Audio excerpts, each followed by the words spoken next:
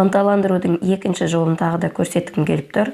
Балаға бір күндік тапсырмасын дәптерге мысал үшін әріптерін жазып бердіңіз. Ол бала жолды аяқтап отырып әріптерді жазып шықты. Сосын әрбір жолға немесе әрбір әріпке баға беріп отырыңыз.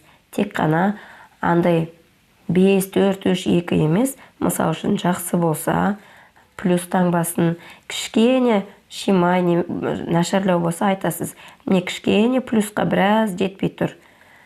Келесіде одан да жақсырақ етуге талпынып. Немесе смайликтер беріп отырыңыз. Каждый әрбір жолға. Сосын енді үлкенірек оқушы, бұл бірінші сыныптікі болса, ал үлкенірек оқушы болса, плюсті осылай жартылай немесе толық плюс жасап, мына жолды сен жақсы орындадың деп осылай қоршап отырған жақсы. Ең соңында, егер 3 әріп, 4 әріп жазатын болса, мына жерге смайликтерін деймін ғой, немесе смайликті немесе плюстарын өстіп санап отырсаңыз, әрбір жолдың 1, 2, 3, мысал үшін 3 алдың мына жерге. Келесі жолға да сөйтіп қойып отырсаңыз, ең соңында қанша плюс таңбасын жинайды, соған байланысты саған сыйлық әперемін деп баланы ынталандырып қойсаңыз болады.